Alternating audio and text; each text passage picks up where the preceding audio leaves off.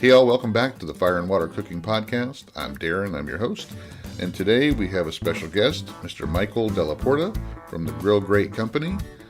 We're going to discuss everything about grill grates and Michael's career. I'll be back in 1 minute. Smoking, grilling, getting hot and hotter, sous vide and chilling from fire and water.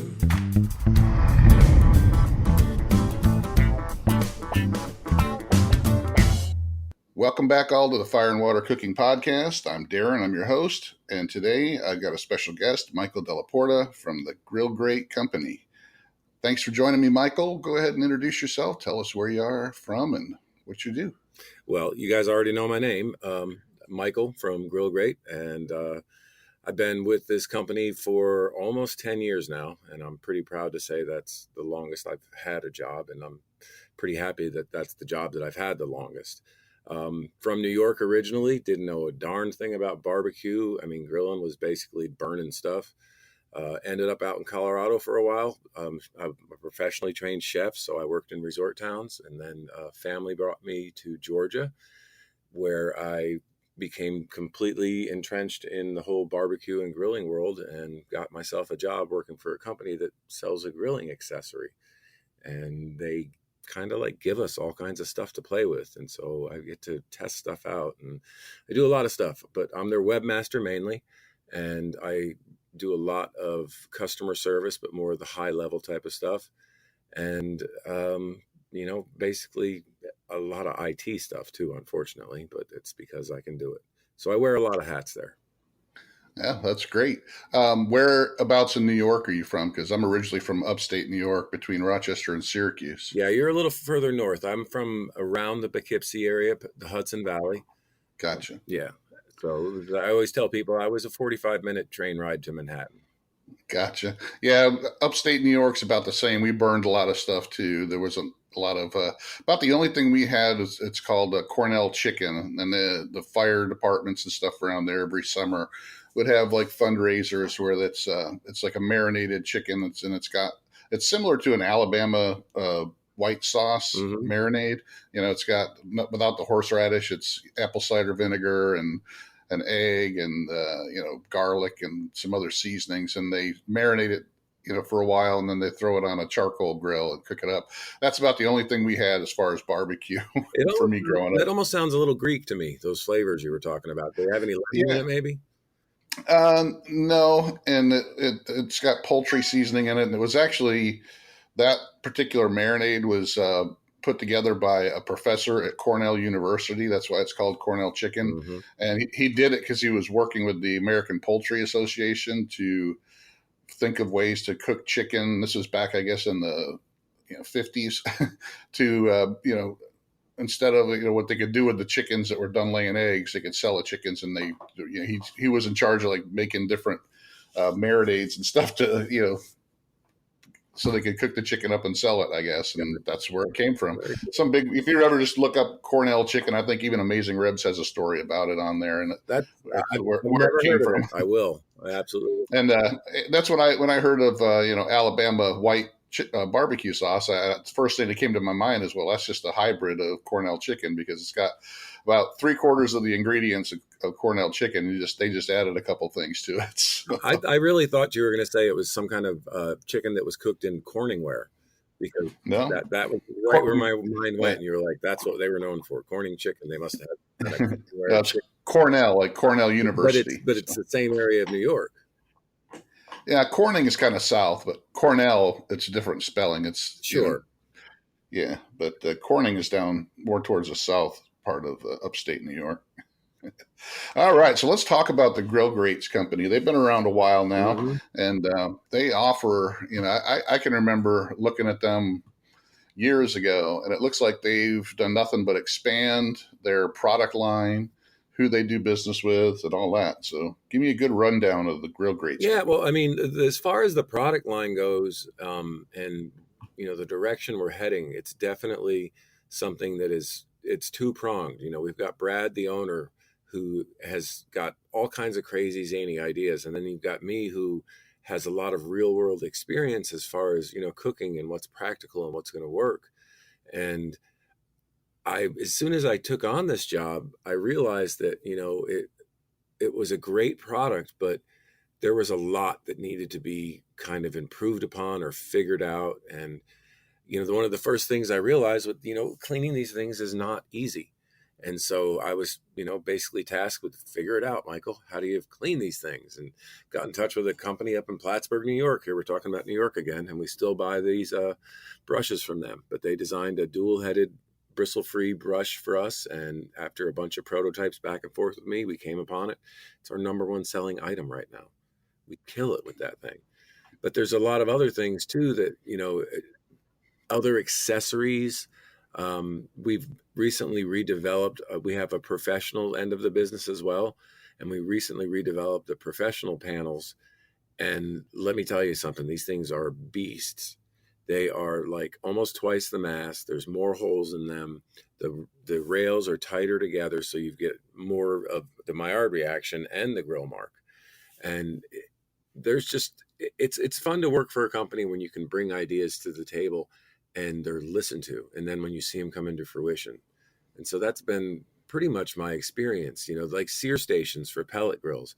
That's just a marketing ploy. It's the same, it's just 3 GrillGrate panels and a tool, but we market it towards these pellet grill owners, which is a humongously fast growing part of our industry. And it sells like hotcakes. So Yeah, I have a Camp Chef pellet grill with a sear box, and actually I just used it tonight. That's what I cooked for dinner, was a tri-tip that I cooked sous vide, and I threw it out on there on the sear box because I didn't want to have to fire up. Didn't want to have to fire up anything. I just sous vide it and I tossed it on the sear box. But about a year ago, I started getting requests for that product, and it was totally a custom type thing, and the fit was sloppy. And so I gave it a little bit of thought, and I went to the boss and I was like, listen, this is a very inexpensive add-on to a lot of pellet grills. It comes standard with some pellet grills. And this is a no-brainer. We need to make this an actual production type item instead of custom making it. Now it's something that we actually manufacture. We're not just chopping panels and making it work. And it's so gratifying to see how, like, I had the idea, I gave it to the table, we put it to fruition, and now all of a sudden we've sold like 1,000 of them in about a year. I mean, that's not a huge number, but it's still pretty cool.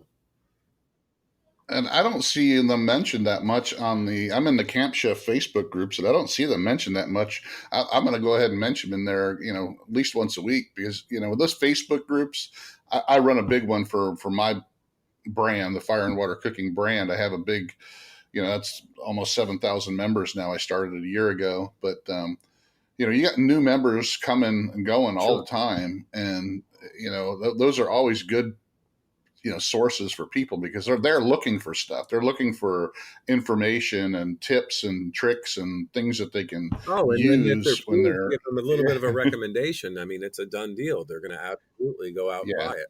So. Yeah, that's kind of why I started my whole thing, is because, I was in other Facebook groups for other things. And I'm like, you know what? I really like doing this sous vide and barbecue stuff. And I'm going to go ahead and start my own, group and just start focusing on that. That kind of grew from there. Started with the Facebook group. I got the YouTube channel going, then the Facebook page. And then, I do some Instagram, but not a ton. But then the podcast, because there's people talking about some sous vide. There's a lot of barbecue podcasts, but there's not a lot of people talking about both of them together. So, no, it's a pretty unique little niche you found for yourself. It's really growing. I got people involved. I got Harry Sue was on a couple of weeks ago. Like I said, the CEO Crowd Cow. I got Meathead Goldwyn's going to be on in a couple of weeks. So yeah, you've got some big name players. That's great. I mean, these are all pinnacles of our industry. So that's wonderful. Good for you. That makes me happy. Well, and it's catching on, and I like helping people, and I like, just like, even though, you're working for a company, you're helping people by getting rid of these crappy cast iron, grill grates that rust and, it don't work really well. That's one of the things that I had a cast iron grill grate for my Kamado Joe, and I just got sick of trying to keep it, from rusting and re-seasoning it every time I used it. And it was a pain in the ass that, it weighed 30 pounds, and I had to pick it up. And so the grill grates are lightweight. Yep. They're not going to rust. They're going to last a long Absolutely. time. Yeah, I And mean, it's funny. I've got a set of grates that I inherited from Brad that are from, I think it was year 2 of the business. And it's for a Weber kettle. And our normal Weber kettle set, if you look, you've got that hole pattern and it goes all the way throughout the entire set. But this one predated that to where he had brought it into the first initial run, and he didn't feel that the center panel needed those holes going all the way across. And so it's almost like I've got like a one of a kind product, because there's probably not too many more of those out there. My point being, though, is that I use it. I used it last night, you know, and they last. And there's no denying that with proper care and maintenance that you've got something you're gonna get your money's worth out of it. There is no denying that. right, you're not chasing, the rust, issue and all that. I mean, that's just what, cast iron, you can clean them up, but it's such a pain in the ass to clean the rust off and then try to keep it from rusting again and re-seasoning it and stuff. It's just really a pain. Keep it in a skillet indoors. I mean, that's where my mind cast iron has its place. Yeah, exactly. I love my cast iron pans. I use them all the time, but put them on a grill, because the excess heat of a grill when you're searing is what does it. And it's just the moisture and the humidity and everything. I live in Florida, so the humidity here is crazy. Oh So, gosh, yes, yeah. People go through grills down there almost once a year. so looking at the website, they have just a panel for just about any kind of grill you can think of. It looks like they got all kinds Pretty of. good. I mean, some of these smaller travel grills that have odd shapes, it's kind of like, well, we can give you a little bit of a rectangular section you can throw on there. But for the most part, most of these grills out there, we're doing really, really well with making sure that they've got good coverage. And, we've got sets that are designed specifically for certain grills. And most of those are Weber grills, just because that is, just the biggest part of the market. And so it makes sense for us to market to that. But we're always, looking for different things. And, we're introducing a new size. It actually is going to be here tomorrow. And it makes a whole lot of work for me. So, another new product. So what's the science behind the grill grates? What actually started him putting these things together? Well, I mean, the science behind it is, okay, first and foremost, it's made from aluminum. Aluminum is one of the most conductive metals out there. The only thing that's going to be a little more conductive is copper or gold. Not very practical, and not something, you're just not going to make a cooking product. I mean, copper, yes, but limited run kind of stuff. But anyways, aluminum, much more cost effective for us. Very efficient at conducting heat. Obviously, it does not rust. And the whole design behind the grill grates, whereas it's such a different style, most grill surfaces you've got, they're either rods or bars, and in between the bars are, an eighth of an inch or a quarter of an inch, or there's not much there. We've got this raised rail design that is bringing the food up, but it's got the plate below it that's emitting the heat, infrared style, up into the meat. But while the meat is sitting there on these superheated rails, because the heat is conducted up to the rail to the very top, you get these temperatures that are just so much more extreme than any other place you would see on any other grill.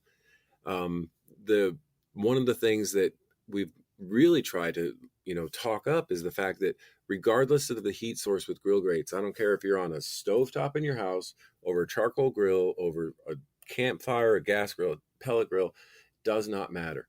If you do a side-to-side taste test, besides maybe the pellet grill, something that's not going to impart a bunch of smoke, you're not going to be able to discern the difference between what the heat source was, because the fat and the moisture is where your flavor comes from with grilling generally, and smoke leads into that.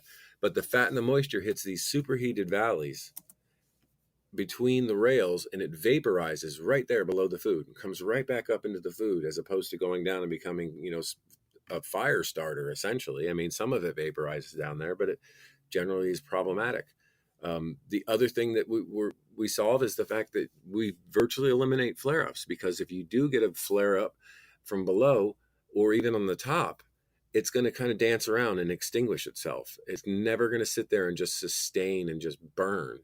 So you can load a grill up with chicken thighs, a charcoal grill, and walk away, and you're not going to come back and have a bonfire. Yeah, one of the things I made some steaks the other day on the set for my Kamado Joe, and I was kind of surprised that the Maillard reaction outside Yes, of the grill grates right. themselves, Those the are, grill marks, yeah, is actually there, because most of the time when you cook on a cast iron grate like that, or even just a stainless steel grate with grill marks, the Maillard reaction happens where the grill mark is, but right. not That's where still the grill marks aren't. But on the grill grates, it seemed to carry through, even though the grill marks were more, uh, right. pronounced than the rest of it. There was still a Maillard reaction One around of where the the things grill that we've kind marks of been were. throwing So around a lot lately is that we want to stop calling them grill marks and we want to call them flavor bars, because that's what they are. Because if you do it properly and you cook a steak at the proper temperature, or a piece of chicken at the proper temperature, to where those marks are not crusty, dark black, but they're a nice, good golden, almost to the black point, you're going to, what it does between those rails, you've got the combination of the best of both worlds, because you get a little bit of crunch and then you get all that yummy caramelized Maillard reaction flavor, and it adds texture. If you just sear a steak, at a relatively high heat and get that all over, golden dark brown, that's going to have a little bit of texture. But where the rails hit the meat, it adds, a more of a crunch, if you will. And it's a different experience. I mean, it's something that you just can't get on a regular grilling surface. well, and the other thing I like about it is if you don't care for grill marks and you just want to, you can flip them over, and you got the flat surface. So yeah, so that's one of the things that's you got for either one. I know that we're going to walk right into this because you guys are really big in the SCA, the state competition. And I know most of the people that are pretty much enter those. They got grill grates. They got a lot of PK grills, but they're also pretty much, even if they're not on a PK grill or using a Weber or something else, they got grill grates. So, Yeah, yeah, it's one of those things that it's like we're obviously very proud of it. Um, but me personally, it kind of makes me kind of feel like that I almost wouldn't mind seeing some other sort of innovation that might kind of give them a little bit of a run for the money. You know what I mean? It's like, I know what the product does. These guys know what the product does, but they're all just like, okay, if I'm cooking SCA, I have to have grill grates. I love it. Don't get me wrong. Buy my grill grates all day long. But I would love to see somebody figure out something else, something different that is going to, you know, not always, but occasionally knock some of these guys off and do something different. I think that somebody's going to figure it out sooner or later. It just, we can't just have grill grates winning SCA events forever and ever and ever and ever. yeah, it gets kind of boring after a while, I guess. That's, I mean, and again, I'll sell you my grill grates all day long, but I would love to see some kind of innovation just to make it fun, you Right. know? Well, and I've seen the how competitions have. I talked to Harry Sue, who's been in competitions for won plenty of them. Just using her Weber Smoky Mountain, nothing fancy, and his favorite part of the competitions is the mystery meat and stuff where it's not just pork or ribs or brisket, because those things just get kind of hung up. And if you watch any of these shows and you see what they do to the meat, because they're just cooking for that one bite. They're not cooking for what they would feed their family, and none of those guys actually feed their family the stuff that they're throwing out there. No, they don't. And it's funny because even if I cook barbecue at home, it's like everybody I make it for loves it, but it's like I'll have like, 2 or 3 ribs, I'll have a little pulled pork, but I would rather it was more toned down, and I should almost cater to my taste buds. But all these people that I have always cooked for now, they're expecting this like competition style stuff. So I'm kind of more of a meat and potatoes guy lately. But and I'm sure it's kind of harder with steak. You can't, put agave and honey and 5 different kinds of sugars and injections and this and that. So I've never been to a steak competition, but I've watched a few, on YouTube and stuff like that, and known some people They're who've a been lot to. of fun. I mean, it's much more obtainable for the everyday guy, because it's like it's a 1 day thing. It doesn't cost you that much. It's they provide the steak for you. You just basically got to show up with a cooker, and cook the best steak you possibly could. And I mean, there's these guys all the time, first timers winning first place. So that in itself is pretty darn cool and fun, because that makes more people be like, hey, maybe I've got a chance, you know? Yeah. So let's go back and talk about the pro grill grates that you were talking about, the commercial ones. It looks like you got a couple different variations. Are they made of the same material as the regular grill Yeah. grates, or are they just? Yep. Nope. Same hard anodized aluminum. It's just the new pro version has got, like I was saying, almost twice the mass. So it's gonna, last longer. The problem we found in the commercial environment with these guys who are running their char broilers from, 10 a.m. till 10 p.m., all that sustained heat, aluminum just doesn't appreciate it, and so we figured that if we beefed it up, we just gave it much more structure, if you will. We brought those rails in tighter, that it was going to last longer. It's not going to last forever. I mean, it is what it is. I mean, even cast iron grates in the commercial environment do not last forever. But so far, we've gotten a lot of really good feedback. And one of the interesting things is we've also got that commercial griddle grate. And there's a lot of guys out there that have a griddle and a stove. And they're like, wow, I can add grilled food to my menu now. I can do this. But just simply by placing, this on top of my flat top, I now have a grill. And then there's other folks that are like just literally putting it on their stove and turning the burner on, and they're just making a grill that way. They're throwing them in the oven on a sheet pan, cranking that oven up to 600 degrees. And then they can just throw chicken breasts or whatever on there and actually get a beautifully seared, nice grill marks, very appealing to the consumer eye. They're finding lots of fun uses for them. And now that's one of the things that just came to my mind, is because I just got one of the flat top griddles from Camp Chef, and that griddle one that the pro one that you just talked about would go great on one of those, especially since that has you can take the griddle off, and it's got the big gas stove, so you could put those panels right on that thing. I don't know the exact measurements of it, but it probably would fit. So we've got the 6 burner. Do you actually have one of those grills? I have a 4 burner. You got the 4 burner. Yeah, we've got the 6. And yeah, I mean, that and the shame is it doesn't have a lid. And there's very rarely a reason for me to fire up a grill that big when we're doing stuff. We kind of like to feature multiple grills when we're doing videos. Mm-hmm. Or even just photo shoots, but it's pretty rare that like that we have an event grill that we travel with, and that thing is almost twice the size, and that's very photogenic. But the Camp Chef, I wish that we had more of a reason to feature it and do stuff with it, because it's a great grill. I mean, but it's probably had like 3 cooks on it in 2 years. Yeah. Such as that that's one of the best parts about working for GrillGrate, I will say, if I may interject, is that we get given stuff all the time, and I get to play with stuff all the time.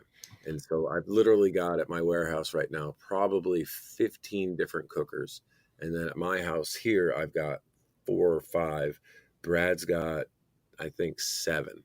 Yeah. So, I mean, it's just so much fun. I mean, all these different things, and just testing them too. Exactly. And seeing how they react, and just having the luxury of I was given all these pellets, let me burn them, and let's see what happens to this grill if I do this. Let's see if we do this.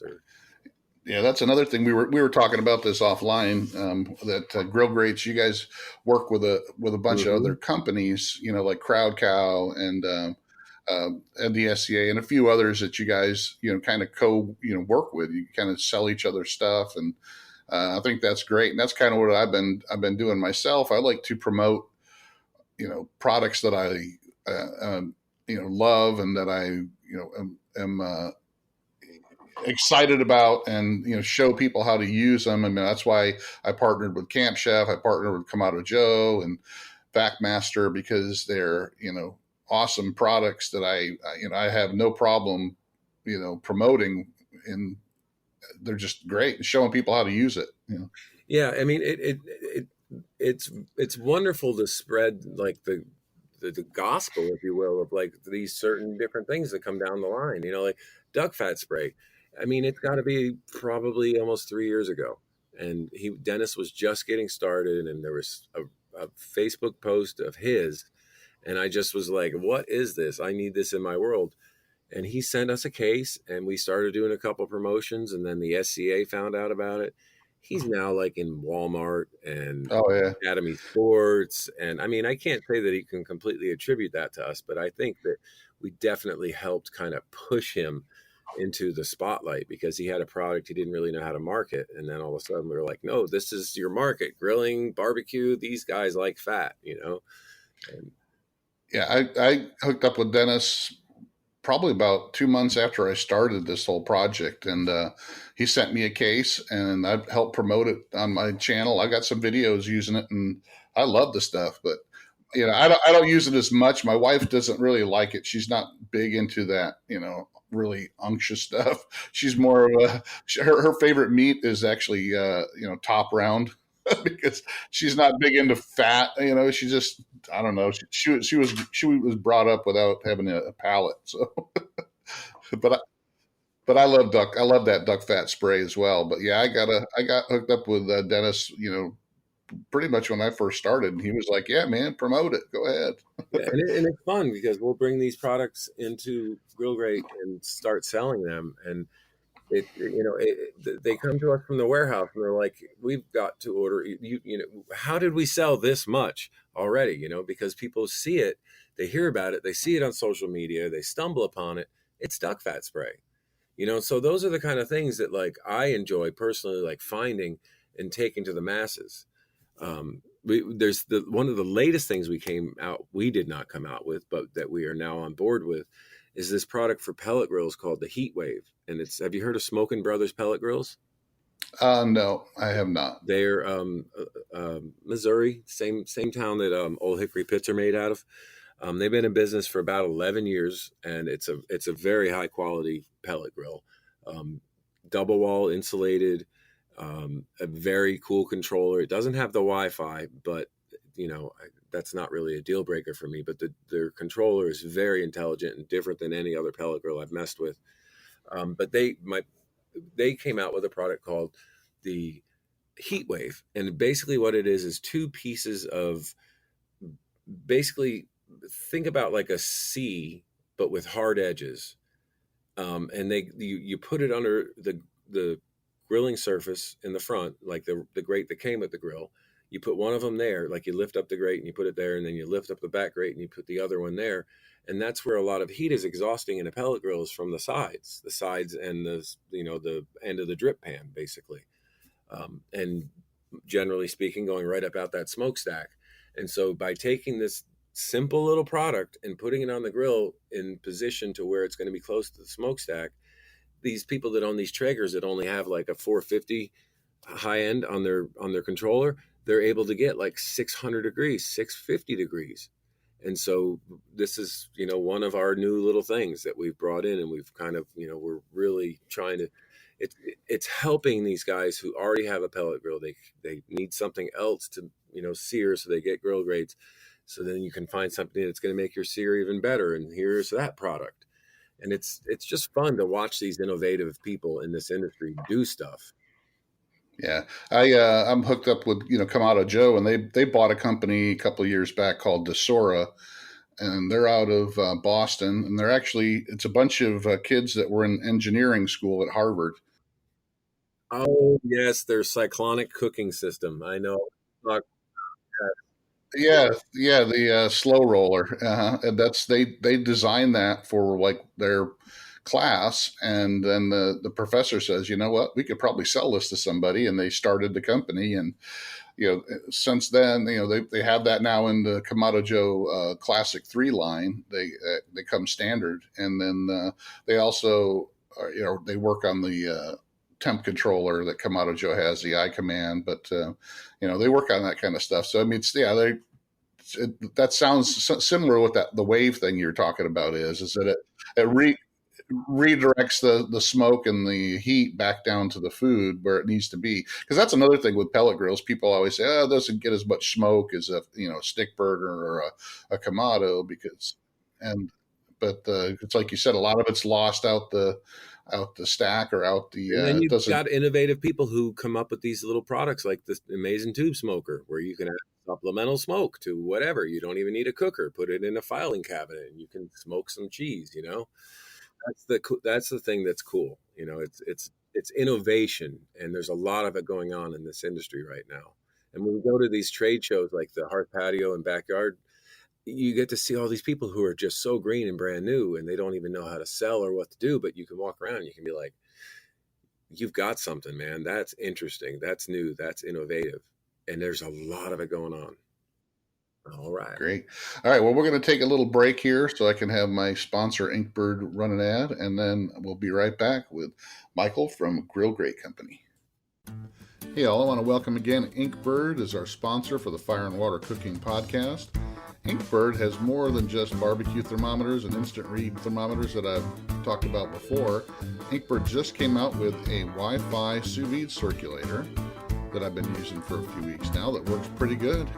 Has over 1,000 watts of power, has an app that has many times and temps for meats and vegetables, also has onboard times and temps for meats and vegetables, runs really quiet, fits most regular sous vide containers that are the size of the Innovas. So check it out. So check out the Inkbird Wi-Fi sous vide circulator in the description below. Back to our program. All right, we're back with Michael, and all right, let's start talking. Let's go back into the grill marks again, you know, because I was kind of surprised. I'd never used GrillGrates until I got a set, you know, from you guys last week, and I'd always seen them, and I was just like, you know, I don't know. It looks like a great thing, but I don't know if I want to spend the money on them. Blah blah blah. I was kind of shocked when I first used them, like I was telling you earlier, that the Maillard reaction that I got, even though I used the GrillGrate side, I was just expecting the Maillard to be where the GrillGrates are. Because, you know, if you listen or watch or read any of the Amazing Ribs, you know, Meathead tells you, you know, grill marks are just aesthetic. You know, the taste is in the Maillard reaction, so you don't really want grill marks. You know, that was kind of the way I thought of it. But when I used them and I figured out, you know, what the GrillGrates do is also helps that sear where the GrillGrate marks aren't. You know, I was kind of impressed with that. It's you know, like I was saying, you got the grill, the flavor bars, and then you've got the Maillard reaction. So let's talk about grill marks, because that's what, you know, we were talking about the SCA, and it seems like that's how they kind of judge, you know, the SCA, you know, the steaks and the SCAs and all that. So what's your opinion of grill marks, you know, normally? I mean, it's for the eyes. It truly is for the eyes. For me, if I'm cooking a steak, if it's any, you know, if it's a 3/4 inch steak or bigger, and if I'm cooking it and I throw it on the rails of a GrillGrate, it's because I'm being lazy. You know what I'm saying? I would almost any day of the week reverse sear that thing, get it up slowly in the pellet cooker, crank it up, and then I would flip the GrillGrates over and go for an all over sear. So, you know, it's like I'm saying, it's the best of both worlds. You know, as far as the SCA goes and these grill marks, it's probably because the judges have almost been trained to look for the grill marks. So if somebody turns in a steak cooked in a cast iron skillet or even on the back of GrillGrates, they're not used to seeing that. And so that's why I'm like hoping for some innovation in the SCA. I want something else to come along, whether it's a combination of searing in a skillet or searing on the back of the GrillGrates and then put on your rails, you know, and get your beautiful sear marks. You know, but certain things, yes. I mean, I think that they definitely have their place. Certain things, no. I'm perfectly fine with that all over my reaction. Yeah, the SCA, it sounds to me like it's if you were in a regular barbecue competition and you, instead of using some kind of green endive in the box, you put like flowers in there, it would throw them off. So, right. Yeah, they wouldn't know what to think, man. And they just rate your barbecue just on that alone, because, you know, that's with the appearance that we're used to. Exactly. We have influenced that appearance score so much that, you know, that's where it's like, you know, I hate to say it, but it's like an unfair advantage. If they've got the GrillGrates, they've got a leg up on the competition who doesn't have the GrillGrates. Cool. All right, so let's move along and talk about what's your favorite kind of grills and smokers. You said you had a lot at home. You got a few at the office, and Yeah, I mean that's pretty easy, man. A charcoal grill, I love a kettle. I've got two of them, 22-inch. I love both of them. The best kettle accessory on the market, another company that's very good and people should know about. Slow and Sear Adrenaline Barbecue. The Slow and Sear is basically a chamber that you insert into the grill where you can put your coals, and then it's also got a water reservoir, and so it's really good for super hot searing. But the other side is that you've got 3/4 of your grill that's completely indirect, so it makes for a wonderful way to use your kettle as a smoker. Next down the line, and it's new to my world, is a pellet grill. I mean, I actually had a pellet grill for a while and I used it and it was cantankerous and it didn't do much. And then I was given one that is just absolutely become my best friend. And Rectech, I'll just go ahead and say that, man. I've got a Stampede and that thing is just flawless. I mean, it literally, you set that thing to 225, granted it's the summer, but it fluctuates like 1 degree.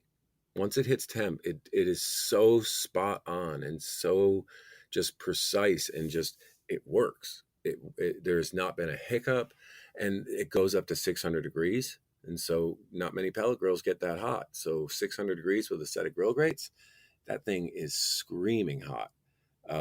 Besides that, we've got, I mean, okay, yeah, our classic Weber Genesis Silver B. That's the one that's got your knobs on the side and the burners go left to right. I cook on that thing a lot at work, and I enjoy it. It's a great grill. It's almost 20 years old, and it just performs like it was just bought yesterday. So that pretty much hit on all three of them. I don't do too much, serious barbecue with offset smokers. I do have one, but I'll be honest with you, I haven't used it in almost 2 years. Gotcha. Yeah, I have, a couple Kamados. I have a pellet grill, just got the flat top. And yeah, I like the Kamados just because I can do just about anything I want on it. It's charcoal. I can do, 2-zone cooking. I can do rotisserie. I can do just about anything. I can bake bread. I can. Kamado does have their leg up on the market, the fact that you can do 2-zone, because that is where egg has fallen flat, and they just, it may, that so many people own eggs and so many people burn their food, Yeah. But I love the pellet grill. I got the Camp Chef Smoke Pro, and I love that thing for convenience. When I get home from work late and I just want to throw something on, it's plugged in, so you just turn it on just like you would your oven. Wait for it to get up to temp, throw your food on, and you're done. It's got some limitations. It does have the sear box, so I use that as my gas grill when I need it. But that thing gets up to 900 degrees. Yeah. So it's. Does that grill have a Wi-Fi, or is it just standard? No, I'm not big on Wi-Fi. I have a controller for my Kamado, the iCommand, that's Wi-Fi, but I hardly ever use the Wi-Fi. I don't. I have sous vide units that are Wi-Fi, and I hardly ever use the Wi-Fi. So I literally live like less than 10 minutes away from where I work, and so I can put a big piece of meat on my pellet smoker and monitor my cook from 5 miles away. Should something happen, I can get in the vehicle, go home, and fix it. But to have that peace of mind to be like, I'm at work, I don't have to worry. I know exactly what my grill is doing right now. That it's kind of cool, man. I'm not gonna lie, it's kind of cool. You don't have to be tethered to your grill all the time. And I have that with the iCommand, which is it's just like the Fireboard, or there's several other companies, but some of the cool thing about the pellet grills, it's built into the grill. Yep. But the iCommand, I can hook it up to either one of my Kamados and do that. Sure. And yeah, you got more versatility. So there's convenience with it, and like I said, there's big, the sous vide controllers are the same way. A lot of them are just standard, and then some you got Bluetooth that are only Bluetooth, then you got some that are Bluetooth and Wi-Fi, and I find that that's not the most important feature to me. It's cool, like you said, when you want to run to the store, or you got to go do something for an hour and you want to make sure your food doesn't burn up. It's good for that. But and that gets back to the innovation that we were talking about earlier in the barbecue. I was talking to I had Clint Cantwell from Amazing Ribs on few weeks back, and that's one of the topics that we touched on. In the years that we've been doing this, I've been cooking since I was probably 16 years old, and I'm 54 now. So, just cooking that long, and then watching the barbecue stuff, and just in the last 10 years, the innovation that's come into the grills and accessories and all that, it's just amazing. It tickles me to know that people are getting more and more interested in cooking for themselves and cooking outdoors and producing food that makes them be like, I don't need to go to Ruth Chris anymore for a steak. I can do it just as good right here. That's pretty cool. Yeah, and another good thing is that they're looking at it as more than just burgers and hot dogs and ribs and brisket. They're bringing paella and all kinds of stuff out to grill. I mean, yeah, absolutely. The possibilities are endless. I mean, you can bake, you can fry. I mean, there's just so many different things on basically any grill out there. And again, it's the getting outside thing, and not that I don't like to support businesses, especially local businesses, but I love to support, family and people staying home and cooking together. I think that's important in my mind. Exactly. So what's your favorite thing to cook on the grill, or smokers, or what have you? I mean, there's without a doubt it's going to be steak. I mean, it's probably going to be a ribeye. Right behind that, a nice thick New York strip, sliced on the bias. Smoking brisket. I love smoking brisket. As far as fish goes, I don't know, man. I like all fish. Salmon, scallops. Those are probably the top two. Now, we were talking about the SCA. Have you actually competed in the SCA yourself with your steaks? Yeah, I have. I've never won. I've gotten the best I did was the third, and that was actually for a celebrity steak cook-off, which featured, the likes of Malcolm Reed and Mark Lambert, and not just everyday guys. I was up in it with these folks, so I was pretty stoked to get the third. But I've cooked, numerous times. It's a lot of fun. The one we did in the Bahamas, I got 8th. I did one in Chicago. I got 13th. And I honestly don't, I just because I work for the company, I think it could ruffle a feather or two. Like if I was winning, you know what I mean? Sure, I would love to get a win, but at the end of the day, I'm happy to have just cooked a steak and had a good time. So we're going to start winding this down, but I want to kind of talk about what GrillGrates has got going on in the future. You mentioned a couple things that they have going on, but what are they looking to expand into? Different products, or? Well, I mean, the commercial market, I think, is really where we're trying to put our head. We've been going to the restaurant show in Chicago for 5 years. I love Chicago, man, but I'll tell you what, this year was like a eureka moment with this new product and how we kind of displayed it and how people got it. We have never had the reaction at the restaurant show that we had this past year. And so I think that's really we're going to be concentrating our efforts is, getting into the commercial market. As far as the residential market, I believe we're reworking this one product that is intended for use in your oven. The new size, we've got a new size coming in that is actually going to be 17 inches. The reason being that there's a ton of charbroil grills out there that are 17 inches deep. And then there's quite a few others. There's some KitchenAids, and it made sense for us because we were just cutting so many of them, and let's just go ahead and introduce the new size.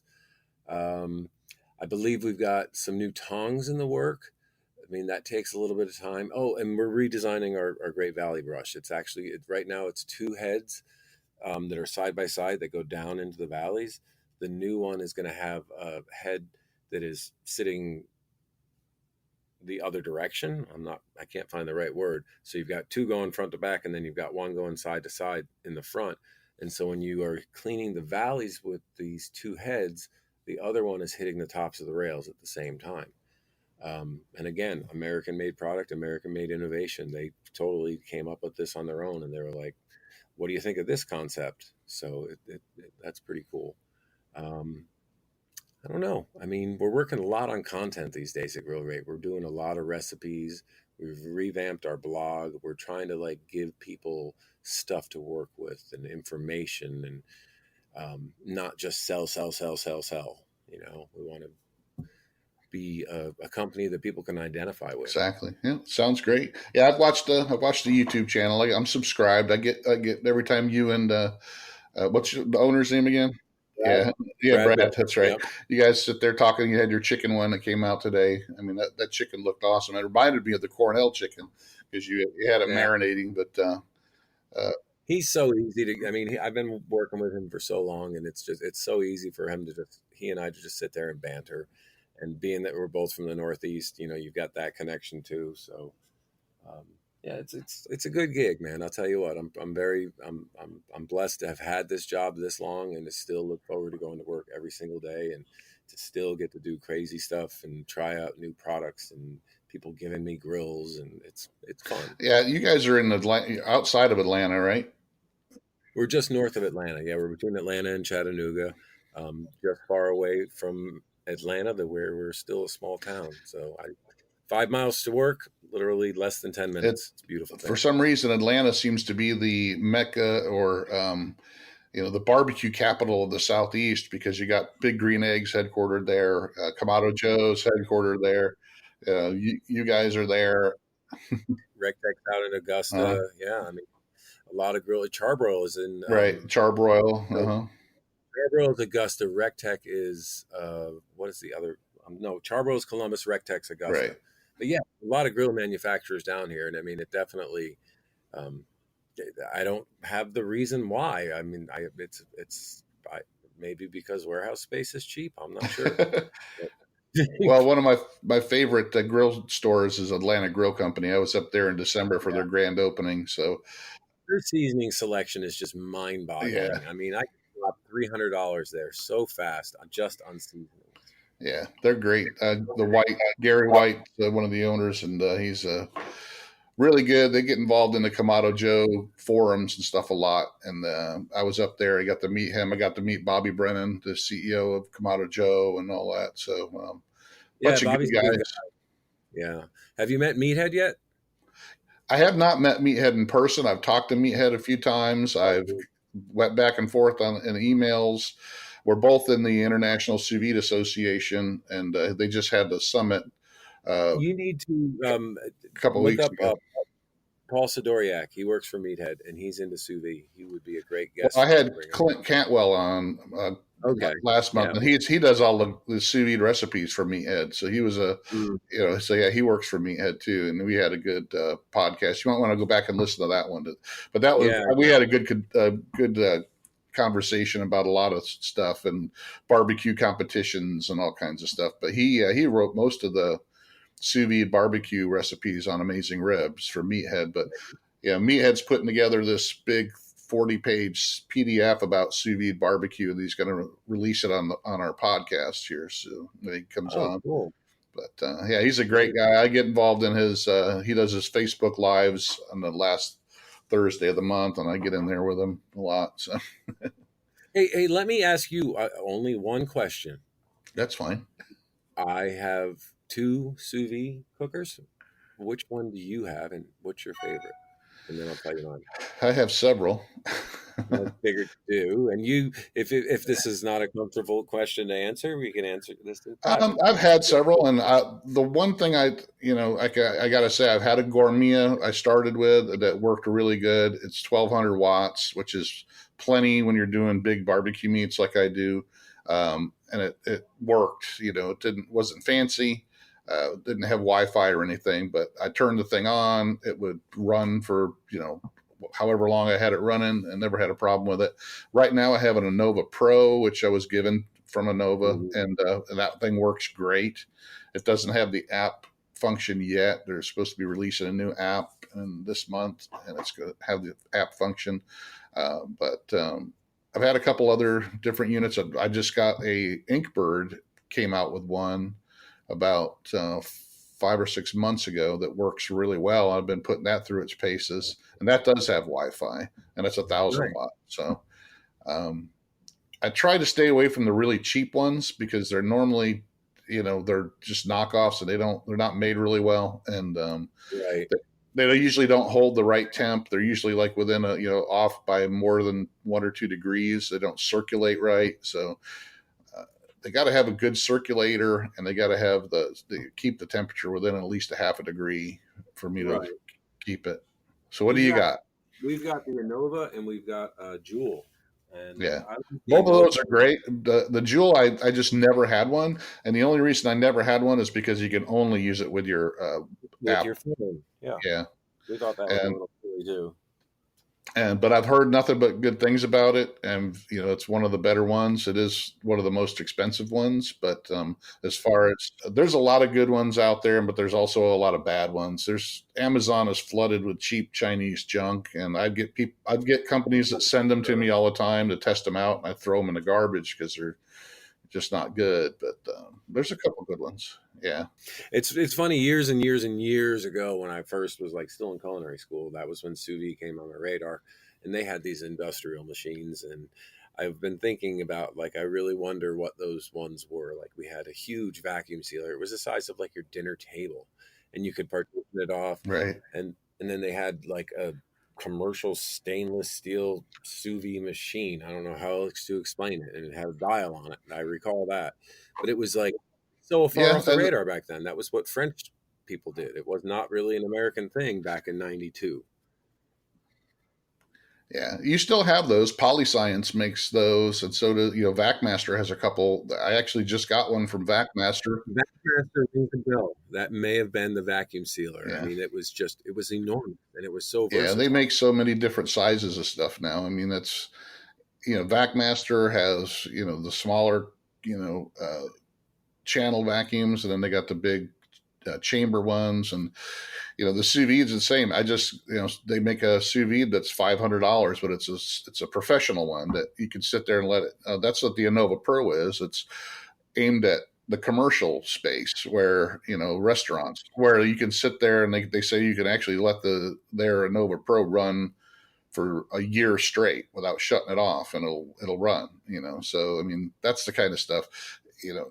Yeah, it's a lot more expensive than buying something on Amazon for, $80 to $150, but it's just like anything. If you're using it every single day, or you're a catering company, or, a restaurant, you don't want to you can't use a regular Innova. It'll just won't last. You'll be buying a new one every couple months. So, but, all right then. Well, anything else you want to talk about? What's going on with GrillGrates? Or well, I mean, I don't know, man. As far as GrillGrates goes, we've had a great summer. We're doing really well with our social media stuff. We've got a really crack crew in place right now. We're definitely got a lot of very important pieces in place. So just hoping that everything clicks and works, and that this time next year the numbers are even better than we've had this year. But what is your favorite cooker? Is it the Kamado? I think that's kind of I love the Kamado, Joe. If I could only have one grill or smoker, it would be a Kamado. It would because I can just do so much on it. And once you figure out how to use them, that's people say being green egg. It's the same thing. You can do so much on it once you figure it out. It's not something you can just turn on and throw something. It's not a gas grill. It's not a pellet grill. Mm-hmm. But once you figure that thing out, you can do anything on it. I can cook anything on it. I can sear it, 900 degrees. I can smoke low and slow. I can smoke hot and fast. I can bake bread. I can make chili on it. I can do all kinds of stuff on it. So I used an egg for about 3 or 4 years, and it ended up cracking, and we got rid of it. And I haven't really gone back, but if I was to go back, I think I would want to have a bigger one. That was my biggest complaint, was that the large egg was just not very big. And if you want, I got a big one, and I've got a Kamado Joe Classic too, and then I got a Big Joe. So the Big Joe is the bigger one, like the extra large green egg. But go talk to Gary White at Atlanta Grill Company, man. He might hook you up, with a special deal, because you guys sell GrillGrates there. We do. We sure do. He's the flagship store for Kamado Joe. So He's got it in tight with Bobby. Call Bobby. Bobby will send you one. He'll send you. I'm surprised you guys don't have one at the office. We've got a large, and it's sitting under the boss's deck, and we use it occasionally, but we don't have an XL. Oh. So. No, call Bobby and tell him to send you a Big Joe 3, because that's the thing with the slow roller in it, the hyperbolic insert. Hyperbolic. That's so ingenious. Yeah, that thing is amazing. People are using it, and it's I don't know, it's doing. I don't have one, so I can't really say, but the people are using it, saying it's just awesome. So I would definitely love to see a litmus test of something with it and something without it, and just how the cook is different. I've got to believe. I'm going to have the CEO of Desora on in a couple of weeks, and we're going to discuss a lot of that stuff, how they started too. Because can you imagine being in a college class and then writing a paper, designing something, and then going to market with it and starting a company right away? It's crazy. You need to get. All right, Michael. You need to real quick. You need to get the guys from SCA on as well. And if you need any help getting in touch with them, I can help you. But they would make a great podcast for you. Well, hey, that's a question. Do you since you know so much about SCA, do they allow the use of sous vides in SCA? They used to not, and don't quote me 100%, but I'm pretty sure at this point they have allowed it. Yes. Oh. Because they don't in the regular barbecue world, so like the KCBS doesn't and all that, and they allow it. I know, don't they? Because I've been to quite a few barbecue comps where I've seen guys doing stuff with like their whatever a Wagyu burger or something like that, and they were using the Innova. So yeah, but that's not for like the pro stuff. Right. Like I said, like brisket and stuff like that. It would be like in the family or the mystery meat, because I know that Harry Sue used his for a mystery meat competition, which is like the fun stuff. It's not the $15,000 check ones. Yeah, so. I did exotic at Memphis in May a couple of years ago. It was a blast. I had so much fun. All right. Well, it was great talking to you, Michael. Thanks for filling us in on the GrillGrate company, and it was great talking about you personally. And hope to have you guys on again. Maybe we'll get Brad on too. Yeah, absolutely. He would be great to have on too. So thanks for having me. Well, thanks for joining me. I appreciate it. Make sure you guys listening, check out GrillGrate.com. That's the GrillGrate company. And check out their YouTube channel. They have a YouTube channel and social media, Facebook page, and all that. But check them out, GrillGrates. Michael, thanks for coming on. I appreciate it. Absolutely. My pleasure. Thanks again for joining us on the Fire and Water Cooking Podcast. Thanks again to Michael Delaporta from GrillGrate Company. Make sure you check out their products below in the description. Make sure you check out Inkbird, our sponsor. Also, make sure you join us on Facebook, Instagram, Twitter. Follow us on our YouTube channel as well. And make sure you subscribe to this podcast. And I will talk to you on the next podcast.